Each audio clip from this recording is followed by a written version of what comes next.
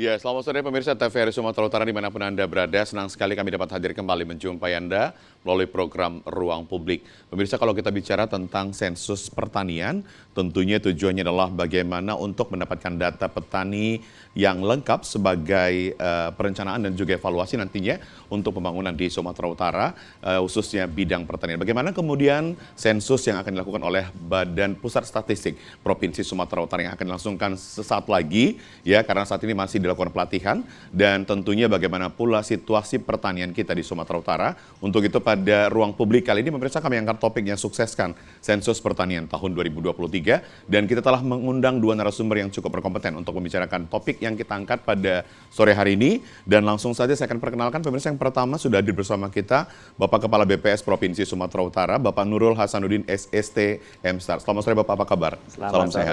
Boleh disapa dulu pemirsa kita Pak. Assalamualaikum. Assalamualaikum pemirsa TVRI dimanapun berada. Saya BPS Provinsi Sumatera Utara ya, menyapa untuk kesuksesan sensus pertanian 2023. Baik. Kemudian kita juga telah mengundang dari Sekretaris Dinas Ketahanan Pangan, Tanaman Pangan dan Hortikultura Provinsi Sumatera Utara, ada Ibu Insinyur Luciantini MM. Selamat sore Ibu, apa kabar? Selamat datang kembali di TVRI. Ya, selamat sore. Boleh disapa dulu pemirsa kita Ibu. Assalamualaikum warahmatullahi wabarakatuh. Selamat sore para pemirsa di rumah. Kami dari Dinas Ketahanan Pangan, Tanaman Pangan dan Hortikultura, mari kita sukseskan sensus pertanian tahun 2023. Baik. Dan pemirsa kami juga nanti memberikan ruang dan kesempatan kepada Anda untuk memberikan saran dan masukan terkait dengan topik yang kita angkat, sukseskan sensus pertanian tahun 2023, khususnya di Sumatera Utara, melalui line telepon yang kami telah sediakan di 081161000386. Sekali lagi saya ulangi, di 081161000386. Dan perlu kami sampaikan, dialog ini terselenggara atas kerjasama TVRI Sumatera Utara dengan Dinas Komunikasi dan Informatika Provinsi Sumatera Utara. Dan kami mengharapkan pemirsa pastikan Anda terus bersama kami selama 1 jam ke depan agar Anda mengetahui apa sebenarnya tujuan sensus yang sesungguhnya, khususnya sensus pertanian. Saya ke Pak Hasan ini. Pak Hasan, kalau kita bicara tentang sensus secara periode per periode ini bagaimana sebenarnya Pak gambarannya? Ya, jadi sensus pertanian tahun 2023 ini kan sebetulnya adalah sensus yang ke-7 sejak kita pertama kali di tahun 1963. Karena memang ini adalah sebuah amanah dari undang-undang untuk Badan Pusat Statistik menyelenggarakan sensus pertanian pada tahun dengan akhiran 3. Jadi setiap akhiran 3 itu kita memang diamanahkan untuk menyelenggarakan sensus pertanian.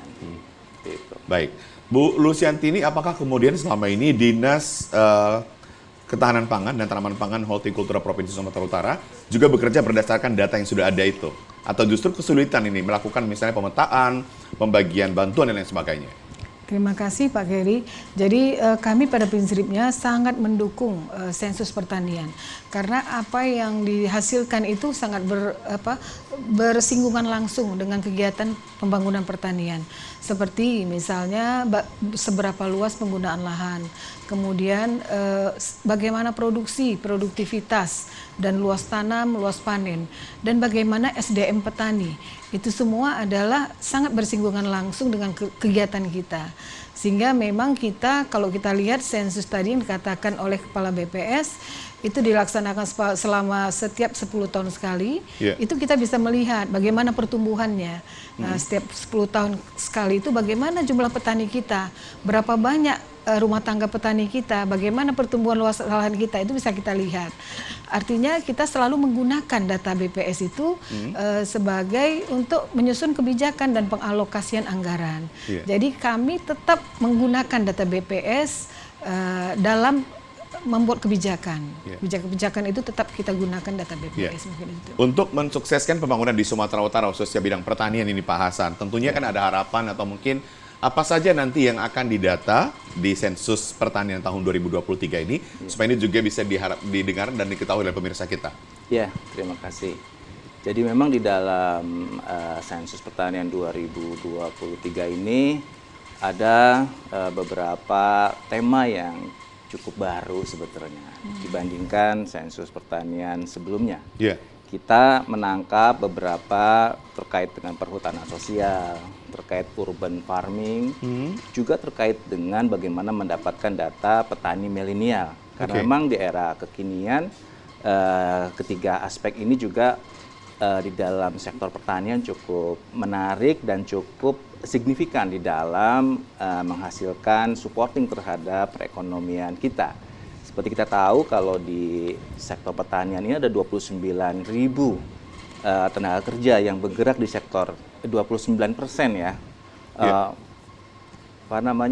Yang bekerja di sektor pertanian. Nah, itu kan cukup dominan. Artinya di COVID kemarin juga kita cukup terbantu dengan eksistensi pertanian di saat sektor pariwisata ataupun hotel dan berbagai sektor ekonomi yang lain terkontraksi. Nah, pertanian cukup memberikan harapan. Gambarannya di lapangan seperti apa sebenarnya Bu Lusianti ini? Nah, seperti yang dikatakan oleh Kepala BPS bahwa semenjak masa pandemi itu sektor lain itu banyak yang pertumbuhan negatif. Justru sektor pertanian itu mampu tumbuh dia 2%. Dan ini memberikan kontribusi PDRB kita itu hampir 21%. Makanya sektor pertanian itu sebenarnya adalah sektor prioritas ya. Jadi pembangunan Sumatera Utara itu harus kita awali juga dengan pembangunan pertanian. Sehingga untuk membuat kebijakan kita tidak boleh mendapatkan data yang salah. Ya, data yang salah itu adalah sampah. Artinya apa yang disampaikan Pak Kepala BPS tadi, sensus pertanian itu betul-betul kita dukung Pak.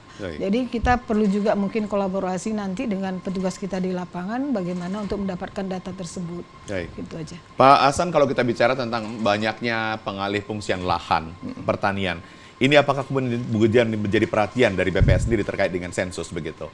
Ya, jadi di dalam proses sensus pertanian ini kan juga ada variabel yang kita tangkap dari responden, dalam hal ini adalah rumah tangga tani dan juga perusahaan yang bergerak di pertanian itu terkait bagaimana penguasaan lahan mereka. Jadi luas lahannya berapa dan untuk apa, komoditasnya jenis apa, seperti itu kita potret. Oleh karena itu ini menjadi juga satu indikator nanti di dalam output akhirnya, juga kita harapkan data dari sensus pertanian ini mendapatkan indikator tersebut. Jadi nanti itu bisa jadi kita analisa dari 33 kabupaten kota di Sumatera Utara yang tersebar ya Pak, itu perlu melihat bagaimana lahan kita dalam penggunaannya. Tapi nanti bekerja untuk sensus tahun 2023, apakah kita bergerak dari data sebelumnya Pak? Ya, jadi tentu di dalam perjalanan kita di dalam sensus pertanian ini kan mengkalibrasi ya, artinya di 2023 bagaimana populasi itu dipotret secara tepat. Nah, karena sebelumnya kan biasanya kan kalau tidak ada sensus itulah survei-survei pertanian, apakah itu yang bersifat sampel ataupun yang bersifat mungkin data dari kompilasi data administrasi dari dinas-dinas di kabupaten kota, seperti itu. Tentu ada perhatian.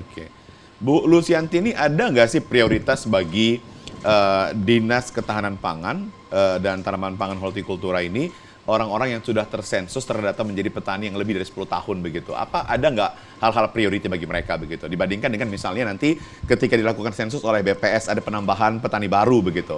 Ada nggak sih perlakuan misalnya atau prioritas bagi orang-orang yang sudah menjadi petani lama begitu dari dinas sendiri? Ya tentu itu kita melihat berdasarkan kinerja Pak. Kalaupun dia lama kinerjanya tidak buruk, itu tentu kita akan tidak kita kembangkan. Kalau lahannya lahan tidur doang ya Bu? Iya, jadi kita tetap memprioritaskan tetap kepada kinerjanya. Nah nanti kita akan melihat data dari BPS ini bagaimana pertumbuhan petani kita. Apakah bertambah, bagaimana luas lahan kita, apakah bertambah atau berkurang. Nanti akan kita lihat hasilnya setelah sensus tahun 2023 ini. Seperti itu. Iya. Pak, diperkirakan ini nanti untuk sensus 2023 ini mulai dari mana? Apakah langsung disebar di 33 kabupaten kota atau mungkin per kabupaten dulu nih? Ya, yang jelas kita memang serentak ya, seluruh Indonesia bergerak di tanggal 1 Juni sampai dengan 31 Juli itu adalah proses pengumpulan data kita. Baik itu kepada responden kita yang rumah tangga maupun perusahaan yang berbadan hukum ataupun perusahaan yang lainnya. Jadi artinya itu semua yang bergerak di sektor pertanian ini kita potret. Dan sektor pertanian ini sebetulnya ada 7, yaitu terkait dengan tanaman pangan, ada hortikultura, kemudian peternakan, perikanan, kemudian juga ada jasa pertaniannya juga ya. Itu juga menjadi perhatian kita di dalam konteks menangkap cakupan ya. Baik itu ikan di laut maupun yang pembudidaya ikan ya, ikan air tawar. Itu semua kita data. Masuk perkebunan. Perkebunan ini kan termasuk satu sektor yang luar biasa ya di Sumatera Utara, khususnya di dalam kontribusi besaran value-nya ya kan, nilainya. Itu juga perlu kita data untuk melihat bagaimana yang tanaman perkebunan rakyat, mana yang kemudian tanaman perkebunannya betul-betul sudah establishment, perusahaan besar seperti itu. Baik. Bu Lusianti, ini besarnya peluang di bidang sektor pertanian. Saya menarik yang apa disampaikan oleh Pak Hasan tadi terkait dengan urban farming dan juga petani milenial. Seperti apa pula ini di lapangan kalau Ibu melihatnya? Iya, pertama Pak, kalau kita lihat data petani ini, memang petani kita sudah banyak yang tua. Artinya ketertarikan generasi muda itu untuk bertani itu ada pengurangan gitu. Jadi generasi muda itu lebih tertarik kepada yang cepat dapat. Kalau kita bertani kan mungkin 3 bulan kemudian baru 4 bulan, 3 bulan baru bisa hasilnya. Tapi sekarang generasi muda kurang ketertarikan yang terhadap itu. Nah untuk itu memang kita sedang menggalakkan ini urban farming ya. Bagaimana mengajak generasi muda untuk senang bertani. Jadi ada namanya pendidikan vokasi ya. Pendidikan vokasi itu kejuruan. Bagaimana dia bisa memproduksi benih, bibit, dan bagaimana dia bisa menjual. Jadi dari hulu ke hilir itu kita ajarkan peluangnya. Kemudian urban farming memang sekarang ini kan kalau kita lihat banyak sekali nih di perkotaan belum dimanfaatkan, termasuk juga kerangan. Jadi kalau itu sebenarnya potensinya itu besar ya, potensi pemanfaatan pekarangan itu besar.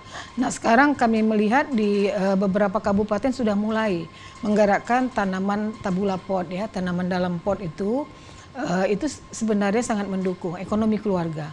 Artinya dengan ada misalnya 5 buah tanaman cabai, dia nggak usah beli cabai lagi.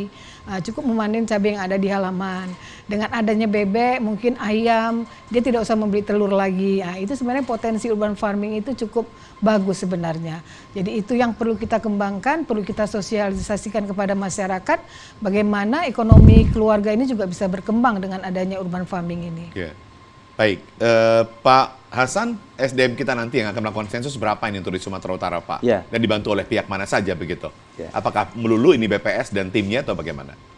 Jadi karena memang sangat luas ya Sumatera Utara ini ya, ada yang di kepulauan, dataran tinggi, di pantai timur, pantai barat, itu ada 33 kabupaten kota yang tersebar. Jumlah petugas yang ikut terlibat di lapangan itu lebih dari 9.400 orang yang kita rekrut dari masyarakat. Yang direkrut 9.400? Ya. Sementara kalau dari internal BPS-nya itu tentu kita semua all out. Jadi ada 900 orang yang ada di BPS, itu baik itu di Provinsi Sumatera Utara maupun yang ada di kabupaten kota itu all out untuk mensukseskan itu. Itu ada 900 orang.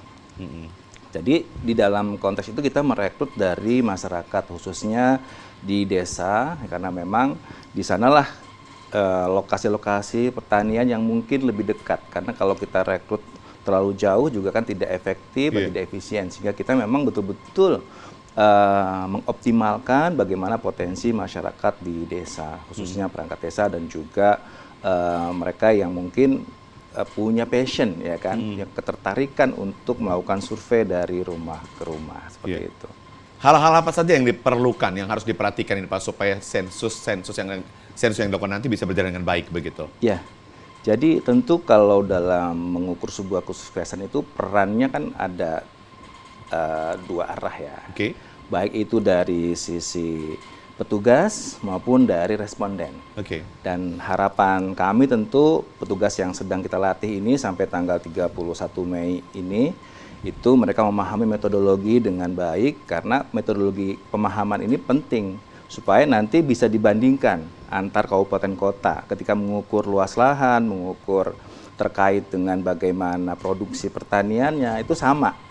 Petugas kami yang di Nias, petugas kami yang di Toba, petugas kami yang di Mandailing Natal misalnya, itu harus sama standar. Nah, itulah kita butuh pelatihan sehingga nanti pada saat pelaksanaan mereka bisa terhubung, angkanya bisa kita hitung dengan baik. Nah, dari situlah pentingnya petugas kita kuatkan kualitasnya, dan tentunya kesadaran dari masyarakat. Nah, kutu berikutnya nih, artinya tentu membuka kesempatan kepada petugas kami untuk bisa diterima dengan baik oleh para responden kita, karena seringkali itu juga karena waktu sangat terbatas di tanggal 1 sampai 31 Juli itu, harapannya ketika dikunjungi petugas bisa diterima dengan baik. Nah, karena kalau aspek yang misalnya penolakan sehingga kemudian waktunya extend itu juga menjadi kendala buat kita ya. Harapannya seperti itu. Tapi bisa di-extend? Ya, sebetulnya kita usahakan tidak gitu. Tetap kita optimalkan di tanggal 30 sesuai dengan perencanaan awal. Ya, betul. Baik. Bagi Ingat tidak bisa di-extend, walau bisa begitu ya Bu Lusiantini. Tapi apakah kemudian ada juga halo-halo nih dari Dinas Ketahanan Pangan kepada petani, khususnya binaan dari Dinas Ketahanan Pangan?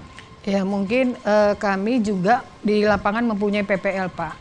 Jadi PPL kita ada 3.287 orang, mungkin bisa berkolaborasi dengan PPL kita. Karena PPL ini sudah paham kan, mana kelompok tani itu sudah paham. Jadi bisa berkolaborasi dengan PPL untuk menunjuk ini kelompok tani ini dan sebagainya.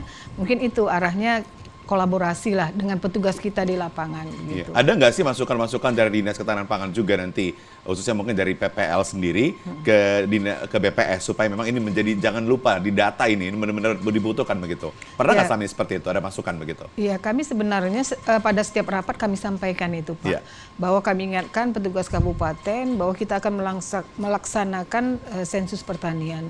Untuk itu apa yang bisa dibantu, tolong digerakkan penyuluhnya untuk berkolaborasi mungkin dengan mitra di lapangan.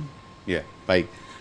Pak Hasan, kalau kita bicara tentang penginputan data, apakah nanti diinput juga ini datanya? Iya. Diinput. Bagaimana kemudian yang harus diperhatikan oleh para petugas sensus sehingga ketika penginputan data nanti tidak ditolak begitu? Sehingga ini kan menjadi salah satu bagian terpenting juga nih untuk tidak extend begitu.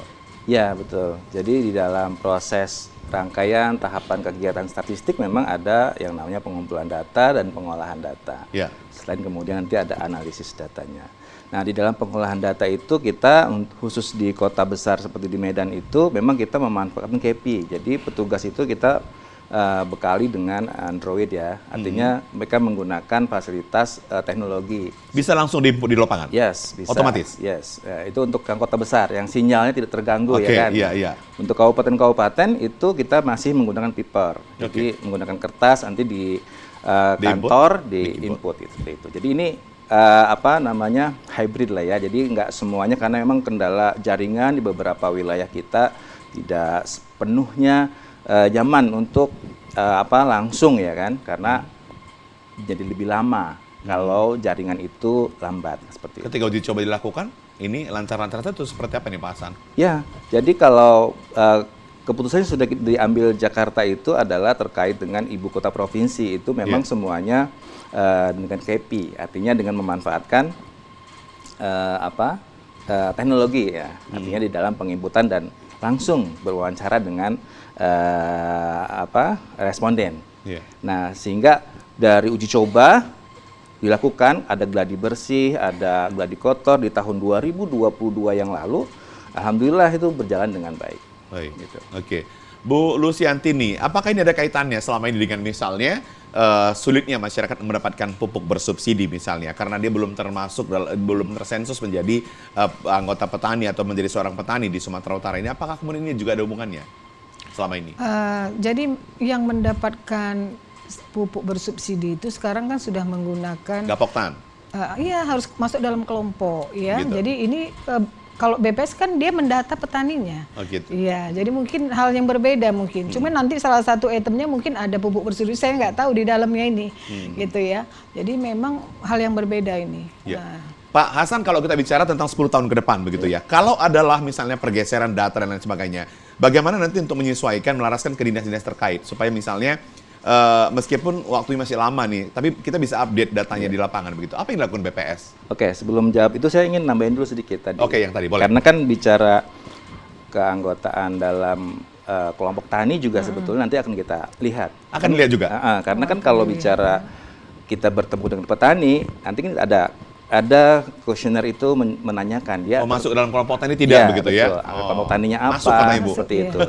Karena salah satu arah kebijakan strategis di dalam sensus pertanian juga sebetulnya juga terkait dengan reformasi penyaluran subsidi pupuk, harapannya ke depan. Jadi supaya targetingnya bisa lebih tepat, kemudian juga ukurannya apa istilahnya antar daerah itu menjadi terbanding supaya lebih adil. Itu juga kita punya harapan dari hasil sensus pertanian ini melakukan reformasi terkait dengan penyaluran subsidi pupuk. Nah, tadi menjawab yang terkait dengan apa tadi? Perubahan data, menunggu sensus berikutnya, begitu? Ya, jadi kalau kita ini kan di sensus pertanian ini biasanya kalau kita punya komitmen itu di Desember 2023, itu datanya kita akan rilis, ya, datanya. Baik itu sifatnya dengan apa istilahnya dengan berita resmi ataupun ada publikasi di akhir tahun 2023 sebetulnya ada angka sementara biasanya kita rilis untuk konsumsi desain awal. Nah, sambil nanti kita lengkapin variabel-variabel yang pelengkap lainnya yang mungkin cukup banyak ya kan terkait mungkin di sektor perkebunan tersendiri, ada di kehutanan pun kita potret, di perhutanan sosialnya itu nanti di 2024 awal itu kita siapkan. Nah, dari data-data ini sesungguhnya itu akan deliver ya ke pemerintah ya, itu biasanya kita melalui Bappenas ya. Bappenas. Nah, tapi memang di sini kita sangat erat kolaborasinya dengan Kementerian Pertanian tentunya di pusat dan itu udah pasti kita sangat beriringan berjalan gitu. Artinya reporting ini tentu akan sampai juga ke semua kementerian yang terkait ya. Iya. Oke, menarik ini kalau begitu ya. Itulah tujuannya tadi bagaimana sensus harus berhasil begitu ya Pak Hasan ya.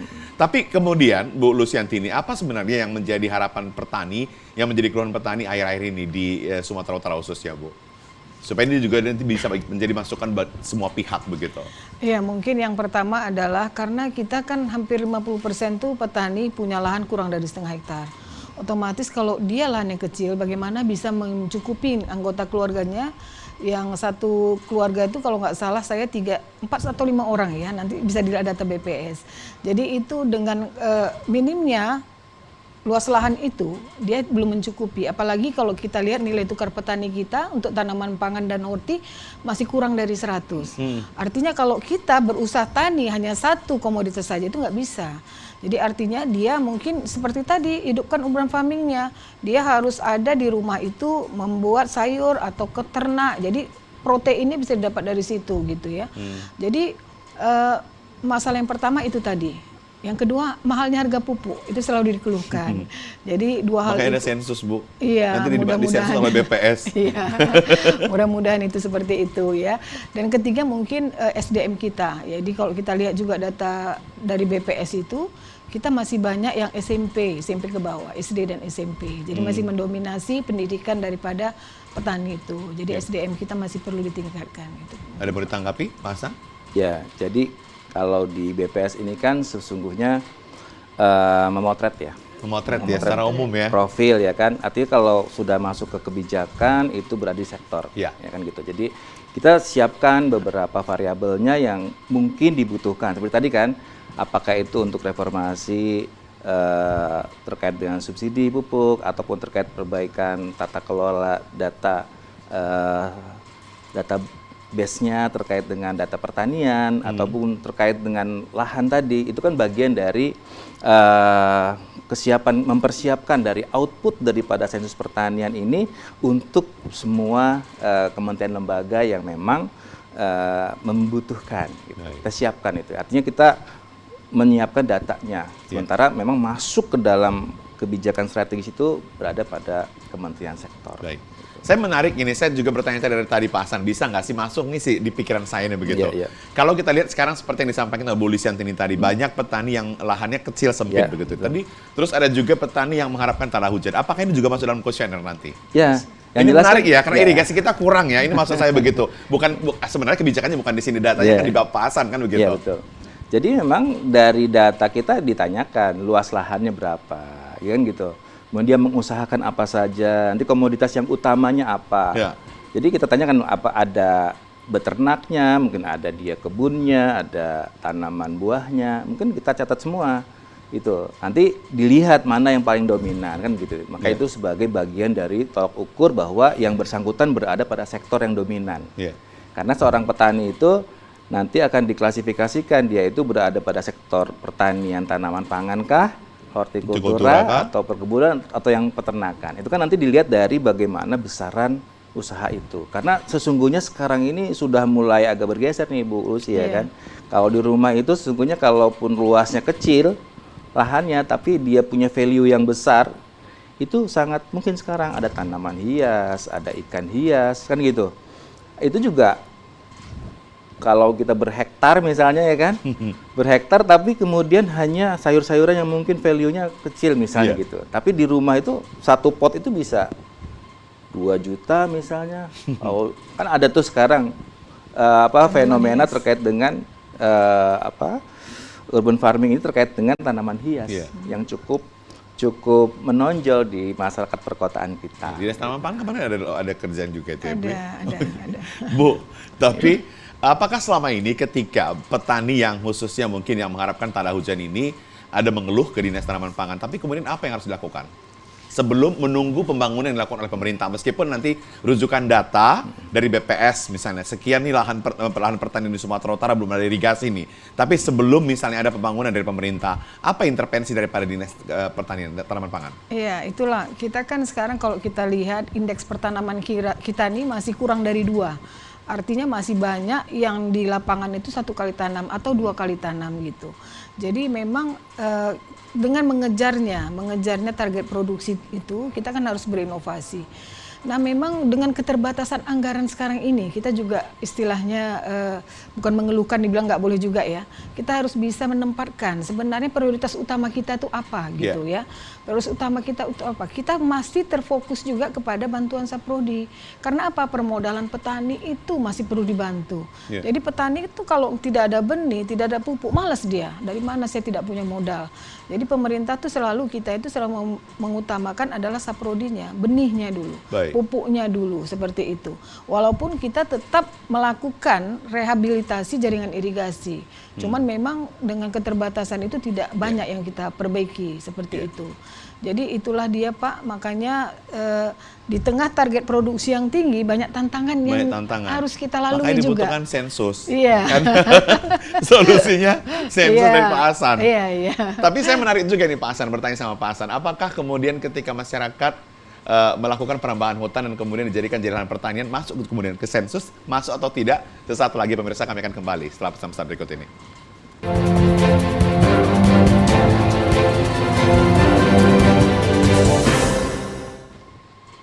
Ya, terima kasih pemirsa, masih bersama kami di Ruang Publik dengan topik yang kami angkat adalah sukseskan sensus pertanian tahun 2023 dengan narasumber yang telah kita hadirkan, Bapak Nurul Hasanuddin SSTM Stat selaku Kepala BPS Provinsi Sumatera Utara dan juga Ibu Insinyur Luciantini MM selaku Sekretaris Dinas Ketahanan Pangan, Tanaman Pangan dan Hortikultura Provinsi Sumatera Utara. Dan perlu kami sampaikan kembali, dialog ini terselenggara atas kerjasama TVRI Sumatera Utara dan Dinas Komunikasi dan Informatika Provinsi Sumatera Utara. Saya ke Pak Hasan. Pak Hasan, menarik ini ya. Mungkin kalau masyarakat awam mungkin bisa terabaikan begitu ya. Kalau ada petani, masyarakat yang merambah hutan, apakah kemudian ini juga masuk dari bagian sensus yang dilakukan oleh BPS nanti? Ya, jadi sebagai informasi bahwa dalam membangun sensus pertanian 2023 ini kita berkolaborasi dengan berbagai kementerian lembaga. Artinya baik itu dari Kementerian Pertanian, Kementerian Kelautan, Kementerian Perikanan ya, dan juga ada Kementerian Kehutanan dan Lingkungan Hidup, dan juga berbagai kementerian yang terkait erat dengan pertanian. Dan salah satu istilahnya tuh perilaku petani itu ada juga yang memanfaatkan hutan. Nah, teman-teman di kementerian menyebutnya perhutanan sosial, ya. Sehingga dari sanalah kemudian desain sensus pertanian juga mengadaptasi hasil kolaborasi itu untuk bisa menangkap bagaimana potret perhutanan sosial itu. Artinya ada satu kawasan hutan yang digunakan untuk kegiatan pertanian, dan itu kita tentu harus tangkap sebagai sebuah potensi sepanjang itu legal. Jadi kalau legal tentu itu menjadi bagian yang yang masuk ke dalam potret kita di dalam perhutanan sosial ini. Tapi kalau memang ilegal itu yang tidak masuk gitu.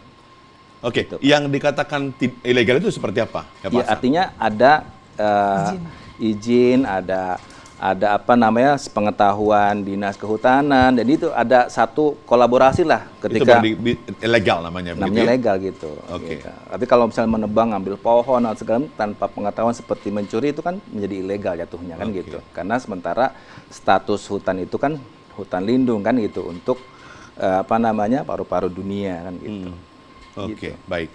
Termasuk juga kalau ada kawasan pertanian atau kawasan hutan yang dijadikan dikelola menjadi pariwisata, itu termasuk juga? Ya, secara umum jika di dalam pariwisata itu murni pariwisata tentu kita akan lihat gitu ya. Begitu ya. Tapi kalau pariwisata tentu di dalam sektor pertaniannya nggak masuk. Tapi dalam aspek pariwisata biasanya juga ada lahan-lahannya yang untuk pertaniannya. Nanti kita akan potret di situnya. Aspek itunya saja terkait dengan tata kelola data pertanian yang ada di situ. Apakah peternakannya, mungkin dia berternak ayam di situ, beternak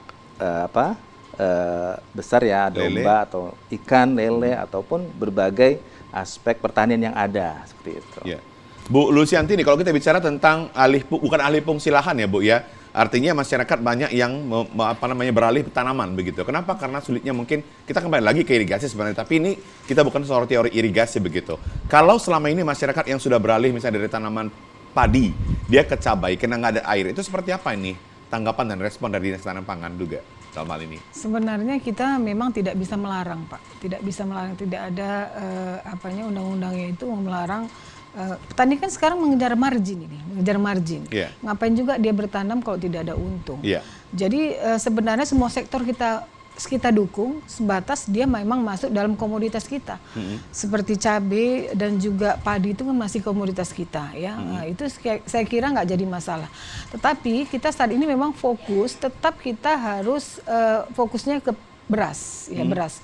Makanya tadi dengan adanya alih fungsi tadi, kita di sini sudah mengikuti program IP4.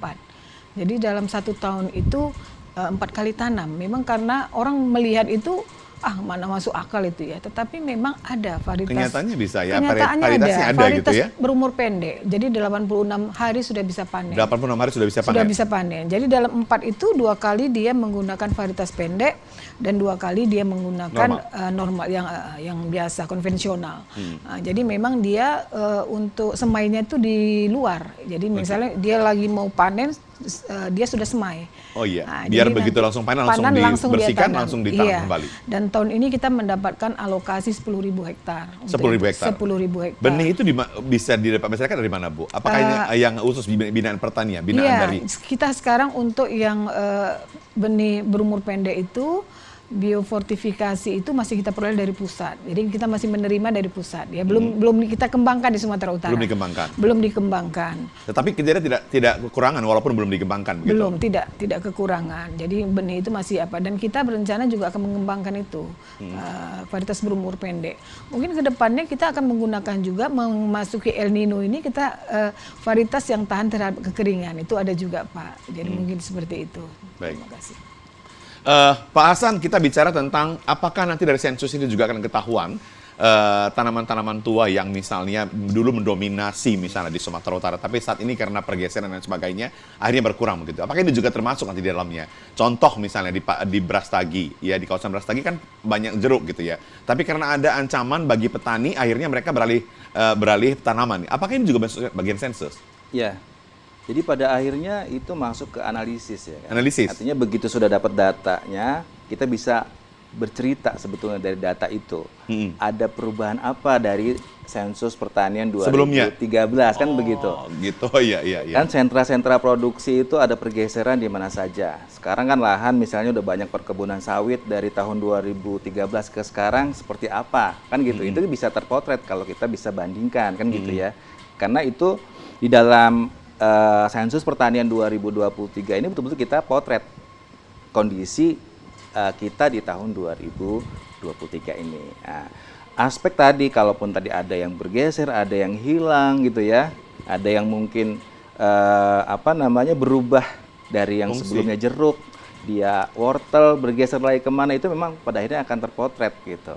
Pada akhirnya akan teranalisis di sana. Analisis di sana, ya. Oke.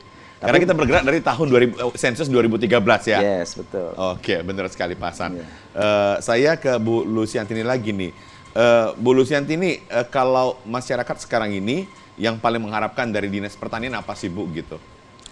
Nah, tadi kembali lagi ke permasalahan ya. Permasalahan petani itu saya katakan satu permodalan ya, dan dua juga masalah pupuk. Itu selalu menjadi masalah. Jadi memang sekarang pemerintah juga meluncurkan ada namanya program KUR ya Pak ya, KUR. Jadi memang sekarang bank ini yang dikejar Pak, bank. Bagaimana bank itu bisa merekrut sebanyak-banyaknya petani yang mengikuti KUR. Namun sering sekali kadang-kadang petani itu tidak mempunyai agunan. Sebenarnya kalau di bawah 10 juta itu tidak perlu pakai agunan. Tetapi ada beberapa bank dia kebijakan masing-masing bank itu berbeda. Itu satu ya, kita mengembangkan program KUR. Dan dua, kita tetap memberikan alokasi bantuan. Ya seperti tadi kurang permodalan itu apa yang bisa kita bantu? Misalnya Alsintan ya. Alsintan juga itu kan bisa menekan tenaga kerja, penggunaan Alsintan. Kemudian bantuan benih, bantuan pupuk itu tetap kita lakukan. Kemudian masalah pupuk ini sebenarnya masalah nasional, Pak. Jadi bukan kita saja, di seluruh Indonesia bahkan dunia dengan mahalnya harga pupuk ini. Jadi memang kita sekarang bergerak ke pupuk organik, Pak. Kita sedang mensosialisasikan secara masif bagaimana petani bisa menghasilkan pupuk organik. Jadi minimal istilahnya setengah dari penggunaan pupuk itu adalah pupuk organik. Jadi artinya dengan penggunaan pupuk organik itu dia juga bisa menekan biaya produksinya gitu. Tapi kenapa masyarakat khususnya petani masih khawatir menggunakan pupuk organik? Karena takut nggak berhasil atau seperti apa nih Bu? Hasilnya sedikit atau bagaimana? Sebenarnya kita harus memperbanyak sosialisasi ataupun demplot Pak. Kadang-kadang petani kalau tidak melihat, dia tidak yakin seperti itu. Padahal kita sebenarnya ada beberapa demplot, yaitu tadi karena keterbatasan itu ada beberapa kabupaten itu 1-2 demplot kita kembangkan, dan ternyata di masyarakat sekitar situ sudah mulai beralih. Jadi contohnya di Karo Pak, di Karo itu sekarang petani itu tidak disibukkan lagi, khususnya petani cabai ya, mereka sudah menggunakan pupuk organik cair, membuat sendiri. Dari mana? Dari sisa-sisa pertanaman itu. Jadi mereka membuat pupuk organik itu yang ada sekitarnya. Jadi campurannya mungkin ada nanti Yakult, telur dan sebagainya itu, tapi mereka racik sendiri. Artinya akhirnya bisa menekan biaya produksi. Berarti harus diperbanyak demplot ya Bu ya? Iya, demplot supaya ini menjadi harus. contoh bagi petani. Bisa dilihat petani kan, memang itu. Oke, menarik juga ini Pak Hasan ya. Pak Hasan jadi bahas pertanian dia. Oke, Pak Hasan, kalau kita bicara tentang BPS ini kan sumbernya data ya. Kita bicara apapun di BPS tanya kan gitu dia. DTKS boleh. Tapi kalau kita bicara gini, nanti apakah itu termasuk di bagian kuesionernya juga Pak Hasan? Terkait misalnya, apakah selama ini petani mengharapkan bantuan itu permodalan dari mana? Dari bank atau dari bank pinjaman lain begitu? Iya. Jadi di dalam sensus pertanian 2023 ini kita juga memotret bagaimana manajemen di dalam pengelolaan unit usaha pertaniannya. Kalau dia manajemen perorangannya seperti apa, kalau manajemen usahanya seperti apa. Di antara di situ ada terkait apakah mendapatkan bantuan, kan gitu. Apakah bantuan pun dalam bentuk apa, subsidi pupukkah ataupun alat pertanian, benih dan sebagainya. Itu kita potret di sana.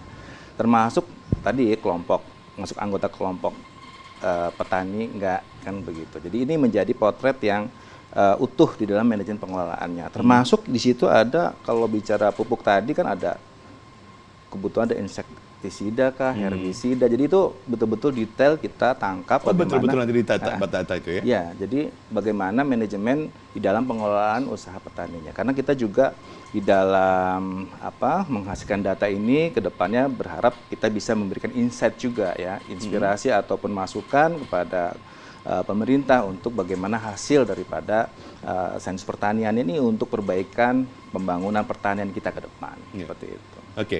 Bu Lusiantini, bagaimana pula selama ini mengedukasi para petani kita supaya mereka tidak terjebak dengan misalnya tengkulak dan juga rentenir begitu. Karena biasanya kan sulitnya mereka terakses ke perbankan sehingga mereka lebih cepat misalnya yang ke penadah, misalnya membeli gitu ya.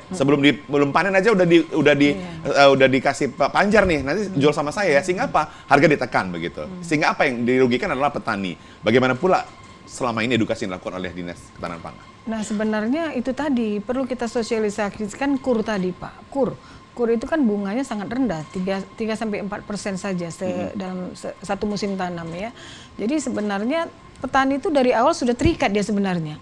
Kalau sudah mulai tanam, nanti tengkulak itu sudah memberikan pupuk, sudah memberikan benih dan sebagainya. Di situ yang selalu terikat.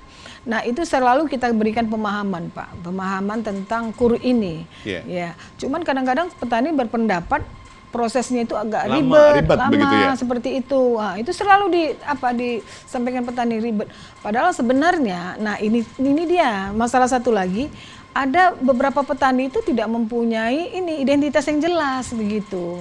Jadi misalnya dia contohnya Pak ya, dia tanah itu aja tanah dari leluhurnya. Surat tanah itu bukan punya dia. Akhirnya dia tidak bisa ikut program KUR misalnya seperti itu. Oh itu pengaruh juga ya? Iya, jadi kemudian bagaimana KTP-nya? KTP-nya masih ikut dengan yang begitu-begitulah, sering dijumpai identitasnya kurang jelas. Dan juga ada beberapa petani yang dijumpai masih dalam blacklist atau pencicilannya terhambat, terkendala. Tetapi sesuai dengan arahan Pak Menteri bahwa kalau dia masih di bawah 1 atau 2 juta itu bisa diampunkan. Gitu. Bisa diampunkan begitu ya? Iya. Oke, menarik. Pak Hasan, kalau kita bicara tentang teknologi pertanian, ini juga apakah kemudian masuk nanti dalam sensus? Ya, jadi sebelum jawab yang teknologi ya, jadi tadi kan bicara KUR, dan KUR pun kita tanyakan. KUR juga masuk ya? Jadi di dalam manajemen itu, namanya BPS ya? Ya, jadi ditanyakan ke petani, apakah punya akses terhadap KUR? Artinya, apakah pernah mengajukan kredit, gitu kan? Wow. Jadi kita tanyakan betul-betul. Jadi nanti kita akan dapatkan data berapa banyak sih petani kita yang dapat akses. Ada yang tidak bisa punya akses kan. Tinggal nanti ditindaklanjuti kenapa dia nggak punya akses kan gitu. Apakah tadi manajemen, kelengkapan administrasinya, sebagainya kan seperti itu. Itu terkait dengan KUR tadi. Ini juga concern pemerintah kan juga di situ ya, untuk bisa mengangkat supaya petani kita itu bertumbuh, itu diantaranya di sana fungsi KUR itu sendiri. Nah kalau terkait dengan teknologi, tentu rekayasa ada juga kita menanyakan terkait benihnya apakah ada rekayasa genetik kan gitu ya, pemanfaatan teknologi terkait dengan proses produksinya seperti apa, itu kita gambarkan di dalam pertanyaan-pertanyaan itu. Kita tanyakan langsung kepada petani seperti itu. Jadi kalaupun ada teknologi yang mereka gunakan, itu kita pasti terpotret gitu. Kalau sedikit kita mundur nih Pak Hasan ke 2013, apakah memang masyarakat ini sangat dekat dengan tengkulak dan juga rentenir? Ya, datanya 2013. Saya belum lihat datanya ya kalau terkait rentenir tadi ya, karena itu terlalu mikro datanya ya. Mungkin nanti akan saya lihat, tapi pada prinsipnya mudah-mudahan tidak ya, karena itu kan tentu sangat memberatkan dalam aktivitas usaha petani kita. Tapi kalaupun nanti kita lihat datanya cukup dominan, berarti memang mudah-mudahan di 2023 ini lebih baik kan gitu potretnya. Gitu Pak. Baik, Bu Lusiantini, untuk meningkatkan atau menjadikan Sumatera Utara menjadi swasembada pangan, apa saja hal-hal yang dilakukan oleh pemerintah melalui Dinas Ketahanan Pangan nih Bu? Pertama, kita masih fokus terhadap peningkatan luas tanam, luas panen dan juga produktivitas ya.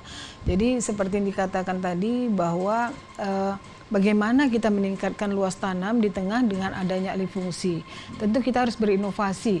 Salah satunya tadi dengan meningkatkan IP4 tadi. Kemudian produktivitas. Nah, bagaimana kita bisa meningkatkan produktivitas kalau harga pupuk itu mahal ya. Jadi kita ini sedang mengembangkan secara masif tentang pemanfaatan pupuk organik itu tadi. Nah, itu salah satunya. Kemudian juga kita juga mendorong hilirnya, sudah mulai mendorong ke hilir. Jadi hulu dan hilir ini harus seimbang ya. Jadi sekarang ini harga cabai yang naik turun seperti itu. Tentu itu ada yang salah di dalamnya, mungkin seperti itu ya. Tetapi memang sebenarnya kita terus mendorong lah, intinya terus mendorong pembangunan pertanian itu baik dari sisi hulunya terutamanya dan juga hilirnya seperti itu. Oke. Kalau kita bicara tentang tanaman bawang, apakah menurut Bu Lusiantini selama ini kita masih surplus atau kenapa atau mungkin kita sudah kekurangan karena kita harus pasok terus dari luar begitu? Nah, ini saya mau jelaskan bahwa kita ini di 2 tahun terakhir ini pertumbuhan produksi bawang kita cukup bagus. Kalau dulu sebelum tahun 2018, mungkin dia produksinya kita mengambil dari luar provinsi itu sebanyak 74% ya, 74% Pak. Nah sekarang kebalikan, sekarang kita menghasilkan bawang di data di tahun 2022 itu kita sudah bisa menghasilkan bawang sekitar 76%. Jadi memang 24% itu masih kita pasok dari provinsi lain, kita belum mampu. Nah dulu orang beranggapan mungkin bawang itu hanya bisa ditanam di dataran tinggi. Ternyata kalau kita melihat di Brebes itu dataran rendah bisa ditanam. Nah berdasarkan dari itu maka sekarang daerah yang dataran rendah itu sudah banyak. Ya, jadi dari Tapsel, Langkat, Medan, Deli Serdang itu sudah banyak menanam bawang. Gitu. Dan produksinya cukup menggembirakan. Ya, bahkan di Paluta kami pernah hadir di sana itu yang tumpang sari dengan sawit. Oh gitu. Dia bisa menghasilkan 12 ton. Ultraviolet emang agak dibutuhkan, Bu? Iya, dia memang. Artinya yang belum berbuah. Dia masih anak, ya masih anakan, sawit yang masih anakan seperti itu. Iya, oke, baik. Saya ke Pak Hasan, ini lain pertanyaannya. Khusus untuk daerah-daerah pulau terluar begitu ya, apakah nanti SDM yang melakukan sensus lebih banyak? Ya. Walaupun daerahnya nggak terlalu besar, tapi kan petaninya kan hampir, kalau misalnya di perkotaan 26% kan petaninya. Kalau di desa itu kan 90% petani kan gitu dia. Silakan. Ya, jadi pada prinsip tentu ya, kabupaten yang memiliki potensi pertaniannya lebih besar, itu petugas yang kita kerahkan tentu juga lebih besar. Apalagi pulau terluar misalnya. Ya. Dan pulau terluar kan potensi pertaniannya kita ukur juga, ya kan gitu. Ya? Jadi kalau kita mengukurnya dari bagaimana potensi akses dan potensi pertaniannya. Jadi kalau di sana tidak sentra, sebetulnya tentu petugasnya lebih sedikit. Kan? Dan di sana juga kan wilayah ya kan. Nah, kedekatan atau kemudahan akses itu menentukan bagaimana agar ada petugas yang bisa bertugas di sana. Itu juga penting. Seperti misalnya sekarang di Nia Selatan ada kepulauan gitu kan ya. Di sana potensi utamanya misalnya ada perikanan kan gitu, perikanan tangkap, mungkin juga ada beberapa sektor pertaniannya. Kita ukur dengan metodologi yang kita bangun, petugasnya sudah proporsional antar wilayah sehingga beban kerja itu diyakini selesai sama-sama di 2 bulan itu. Jangan sampai ada satu beban yang berat, petugasnya terbatas kan. Nah, sehingga selesainya ada yang lebih dari bulan Juli. Padahal kita harus menyelesaikan bersama-sama seluruh Indonesia dari 1 Juni sampai 31 Juli. Seperti itu. Pak Hasan mengharapkan lebih cepat selesai, mungkin bisa kita katakan nggak usah sampai 60 hari, tapi mungkin 40 hari. Tapi atau justru dipakai semua hari-hari itu supaya datanya lebih bagus begitu. Yang mana sih maunya BPS sendiri? Jadi ya pada prinsipnya tentu ini sangat tergantung dengan kualitas respon rate daripada tergantung kembali lagi ke sana ya Pak Hasan ya. Rumah tangganya. Jadi kita punya komitmen mengawal itu sampai 31 Juli ya kan. Tapi ketika ada satu kabupaten bisa selesai lebih cepat, itu lebih baik kan gitu. Karena di situ kita bisa melakukan verifikasi lebih dini untuk validasi dan menguatkan kualitas datanya agar kemudian terbangun kualitas yang lebih baik ya. Tapi kalaupun harus action sampai akhir Juli pun tidak apa-apa, tapi itu bagian dari jadwal yang memang kita siapkan untuk kita di lapangan seperti itu. Tapi Pak Hasan, sosialisasi sudah dilakukankah sebelumnya? Ya. Jadi melalui mana saja? Ya.